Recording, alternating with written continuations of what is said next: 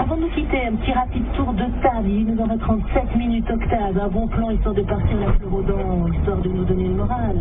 Un bon plan, moi je dirais isoler vos combles avant la canicule. C'est vrai que beaucoup de gens pensent au confort d'hiver, mais généralement on peut monter le thermostat et finalement on paye la facture, mais on n'a pas froid chez soi. Alors qu'en été, c'est quand même beaucoup plus difficile. La climatisation, eh ben, c'est qu'un deuxième chauffage, hein, sauf que ça monte dans l'autre sens. Donc c'est vrai que...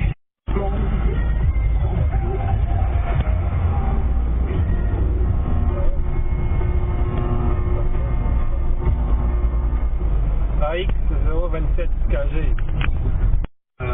On prend l'artiste ou la célébrité, on l'emmène dans un endroit où il doit composer avec des nouveautés, des nouveaux paysages, des nouvelles conditions de vie.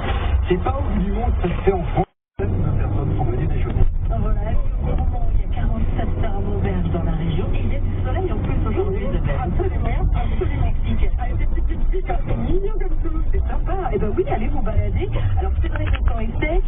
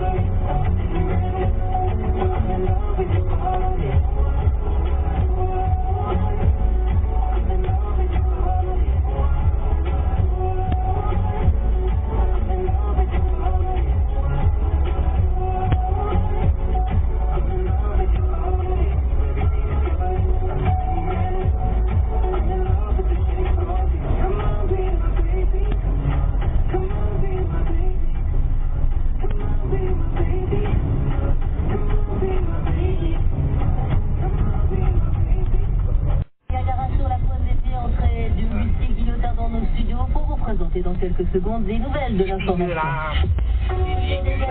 Sur votre radio préférée ne se propage au bâtiment du garage. Il n'y a pas eu de blessés.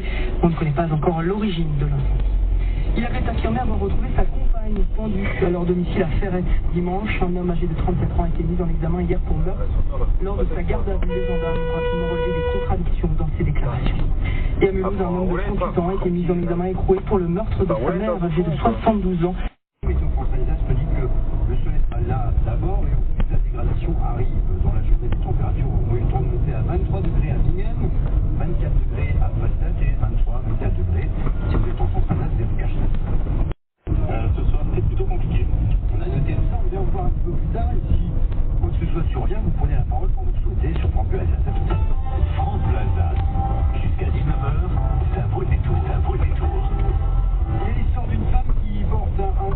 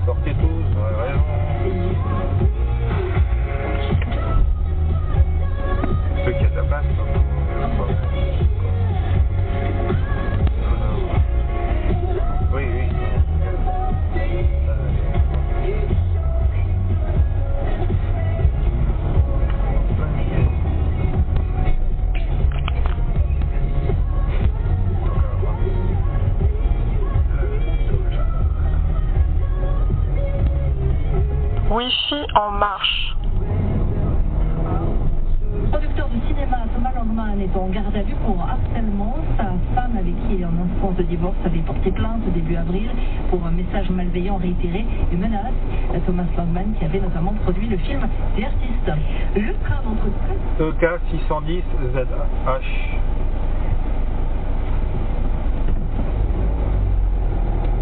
On est bien au-delà des télévisions. C'est de fois plus, par exemple, que...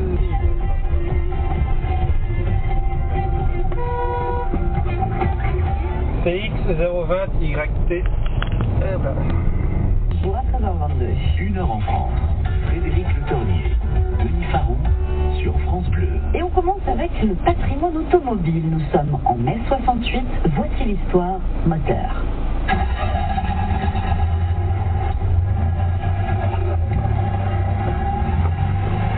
En mai 68, à l'heure du slogan « Sous les pavés la plage », on découvrait une voiture de plage, une voiture plein air pour les loisirs, très dépouillée, à la carrosserie en plastique.